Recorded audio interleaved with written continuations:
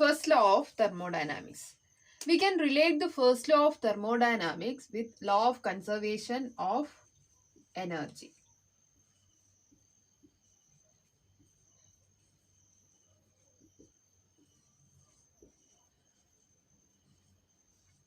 Law of conservation of energy states that energy can neither be created or nor be destroyed. Energy can neither be created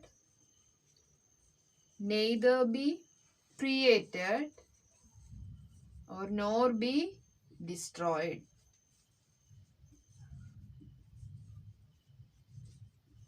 We can convert energy in one form to another.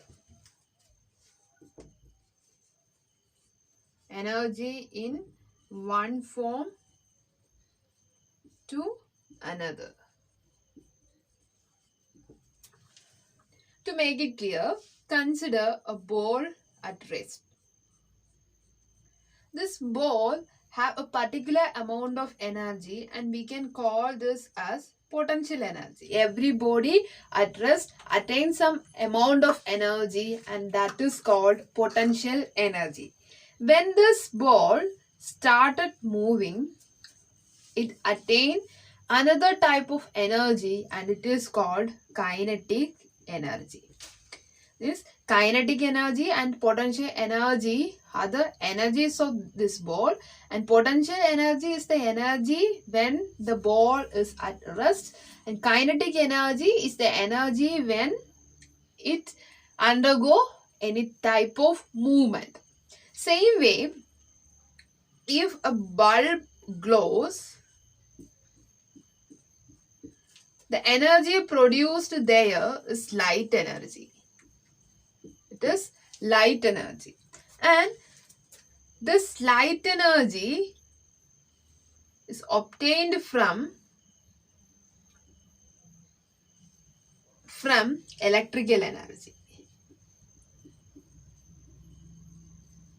Electrical energy. Here during the process, electrical energy will be converted to light energy. Same way, in nature, the energy will be converted from one form to another. It may be from potential energy to kinetic energy, or from electrical energy to light energy, or maybe from electrical energy to heat energy, or maybe anything.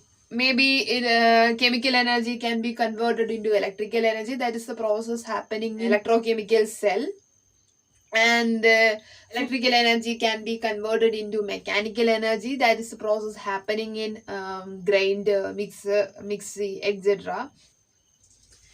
Anyway, the essence of first law of thermodynamics is the energy of the universe remains constant.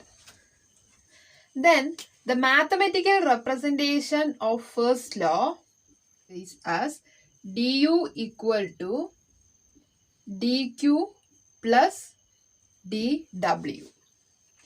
Here u is the du is the change in internal energy. Change in internal energy.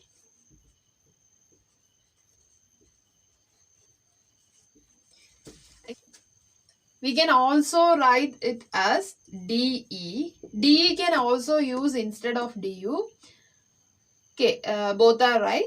Anyway, then dQ is the change in heat. Change in heat. And dW is the change in work.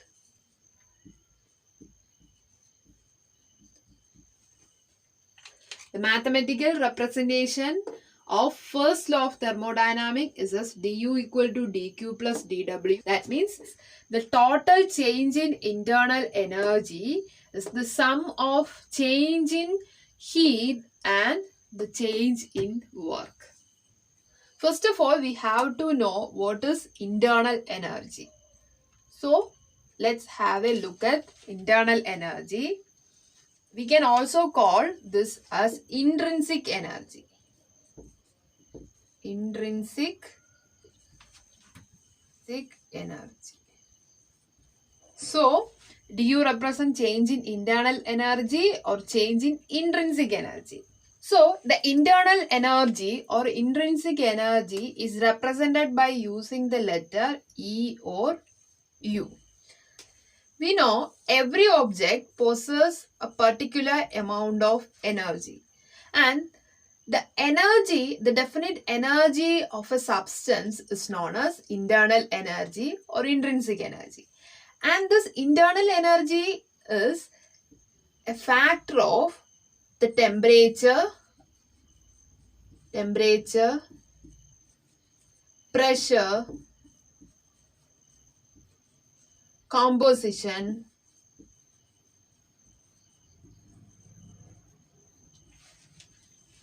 and the nature of the substance. So, internal energy or intrinsic energy is the definite amount of energy possessed by a substance. It depends on the temperature, pressure, composition, and nature of that particular substance. And one more thing is there, we cannot determine the definite amount of energy possessed by a particular substance. So, it is impossible to determine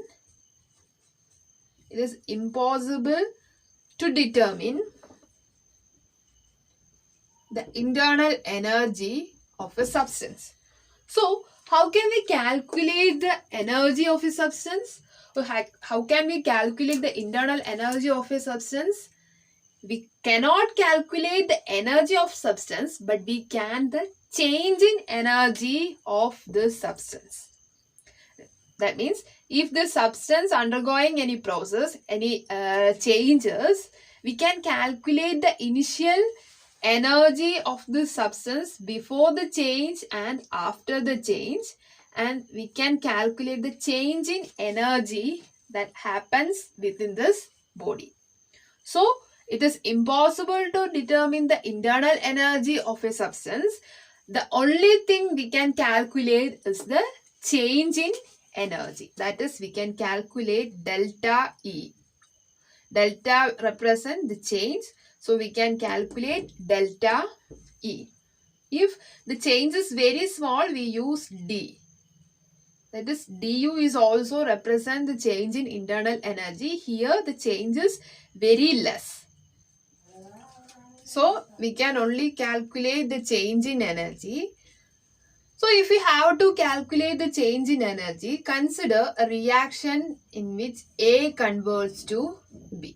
This is a chemical, we are going to consider this chemical reaction. So, and we are calculating the internal energy of this particular reaction. So, we have to take the energy of the reactant A is as EA, and the internal energy of the product B as EB. So, after the reaction, we consider delta E as the energy change. Then, delta E will be EB minus EA. So, we can calculate the energy difference between EB and the EA, and that is the delta E. So, delta E specifically says this delta V at a constant. If we calculate this delta change in energy at a constant temperature and a constant volume, then delta V will be equal to the change in heat energy. That is, heat, normally we use the symbol Q to represent heat. So, this is the heat energy absorbed or evolved. It may be the heat energy absorbed by the system or the heat energy evolved by the system.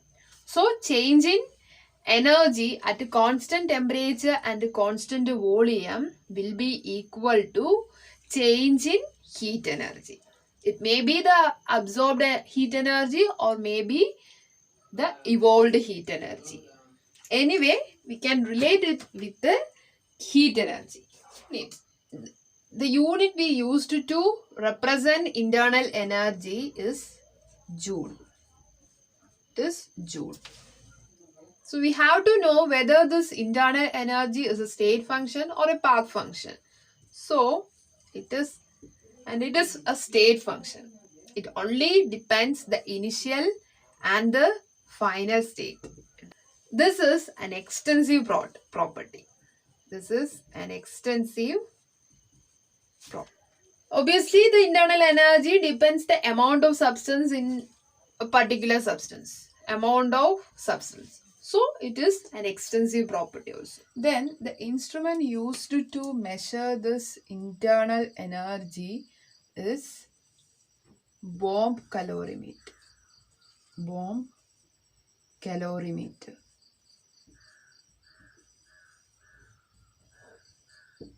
Then, how can we derive the mathematical representation of first law of thermodynamics? For this, we have to consider a system. Here I am going to consider a cylinder connected with a piston. And the cylinder is filled with a certain gas. Initial energy of the system is taken as E1. Then either I can expand the system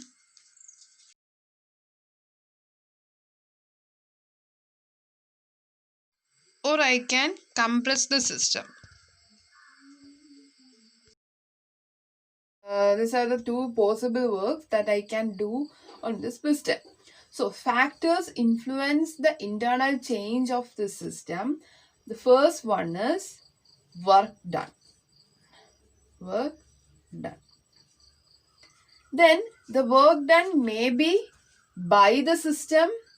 Work done may be by the system or on the system. Then the second factor, if any changes happening in a system, there may be some heat changes.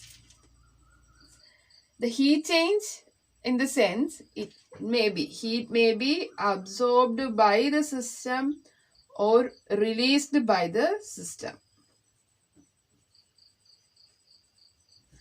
Anyway, these are the factors which influence the internal energy change. The first one is work done by the system or on the system. Then the second one, heat absorbed or released. So consider the initial energy E1, and consider we are supplying a Q amount of energy to the system. That means by absorbing or when we supply this Q amount of energy to the system will undergo any changes and converts its energy into E2. The initial energy is E1. And when we supply this Q amount of energy to the system, this system will absorb this Q amount of energy. E1 plus Q converts to E1 plus Q. But the final amount of energy E2 is not simply E1 plus Q. There we have to consider the work also.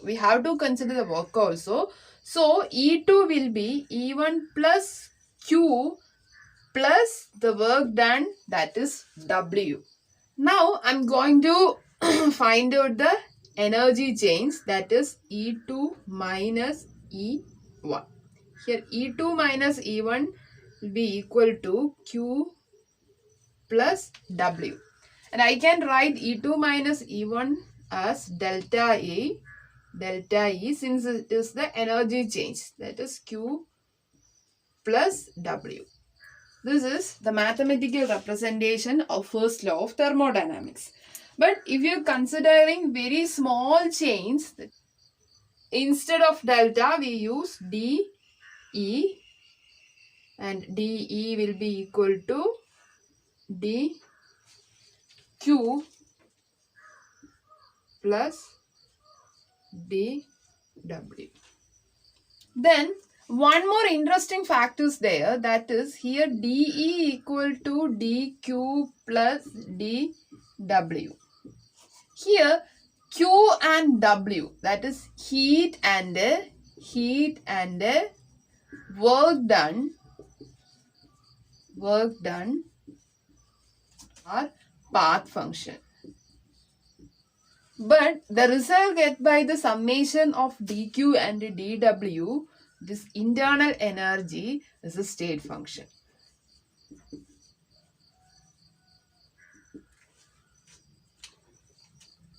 Okay, let's do a question based on the first law of thermodynamics.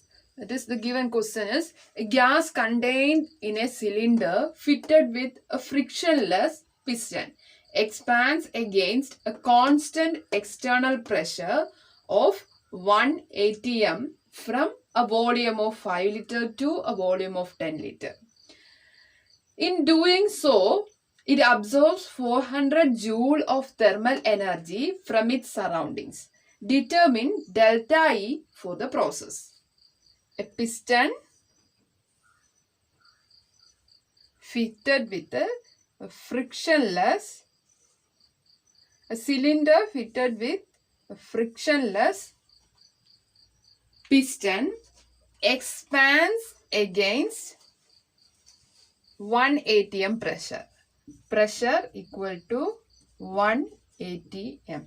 Then expands from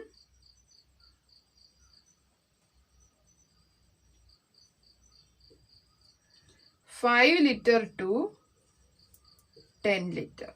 So the V1, we can take the V1 as 5 liters and V2 as 10 liters. And in doing, it absorbs 400 joule of thermal energy. So it absorbs Q equal to, it absorbs 400 joule. So we have to calculate delta E. We know delta, the first law of thermodynamics is delta E is equal to Q plus W. Here delta V, we have to find out delta E. Q is given as 400 joule plus W. The value of W is not given, but we have some clues, that is question itself given some values of pressure and volume. That means we can calculate work done from pressure and volume. So first of all, we have to know what is the relation between work done and pressure and volume.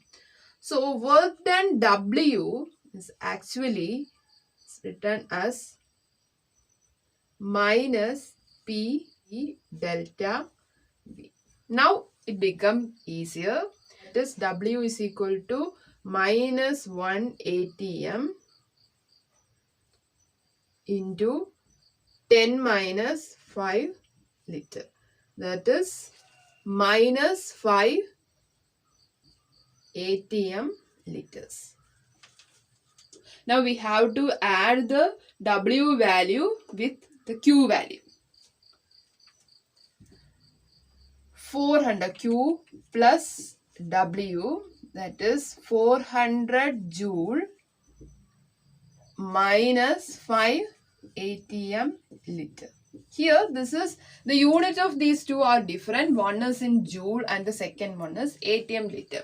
So now we are going to convert this atm liter, 5 atm liter into joule. For that we have to multiply this value with the 101.2. That means the value will be 10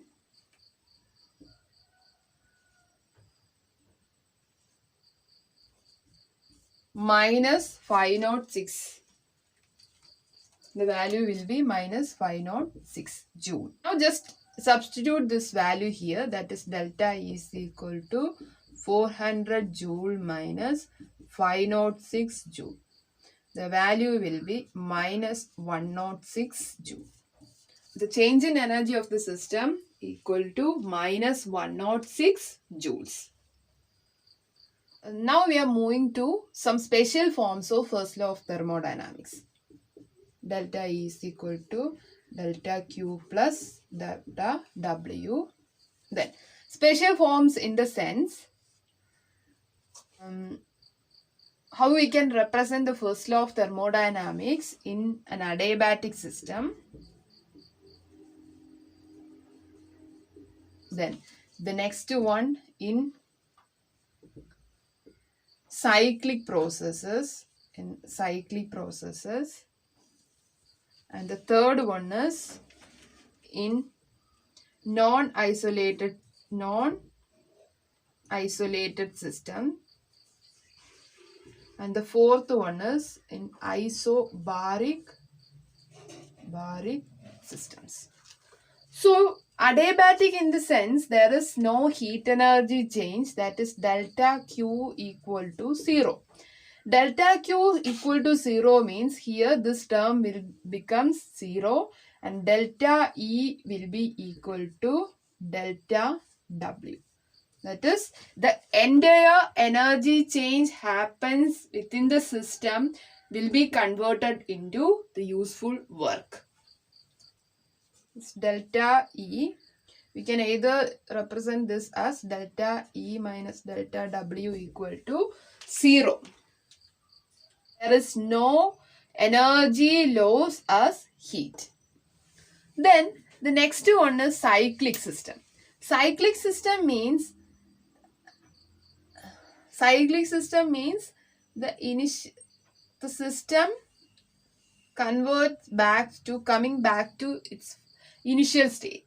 Since the internal energy is a state function and it only depends the initial state and the final state, when we are considering a cyclic system means the internal energy will be equal to 0. So 0 equal to delta Q plus delta W, and delta Q equal to minus delta W. That is, the heat energy, the work done will be based on the heat energy. So the heat absorbed by the system will be converted into the work done by the system on the surrounding. How can we determine it is the work done by the system on the surrounding? That is determined by the sign of this W. If W is negative, then it is work done by the system on the surrounding. Then if it is positive value, then work done on the system by the surrounding. So here W, the sign of W equal to negative.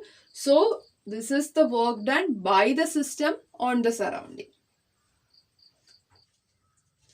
Then considering the non-isolated system means the energy change. If we consider the energy, if we take the energy of the system as E system, energy of the system will be equal to delta Q plus delta W.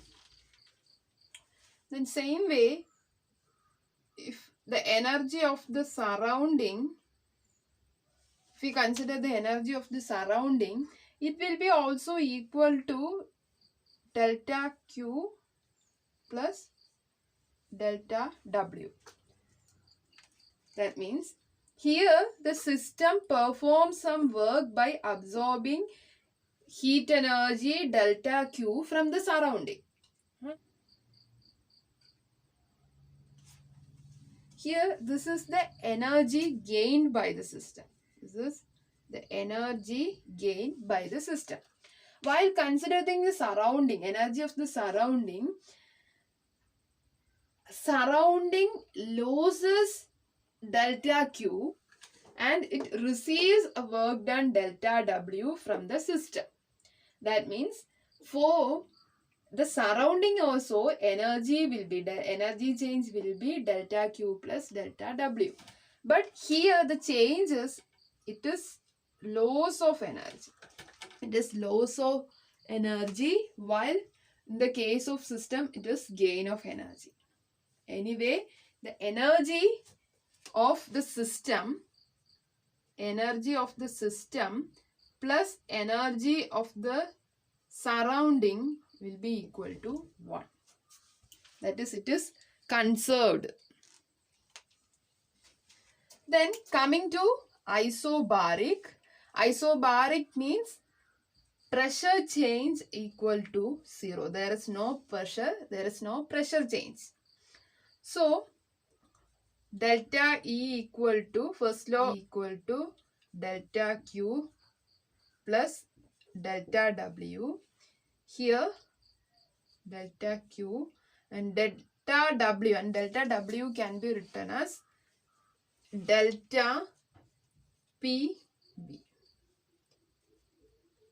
So delta Q plus delta P into delta V. But this is a constant. So we can take it as delta Q is equal to a constant value P and delta V. This is the expression of energy of a system at isobaric condition. So these are all the 4 special cases coming under first law of thermodynamics: adiabatic system, cyclic system, non-isolated system and isobaric system.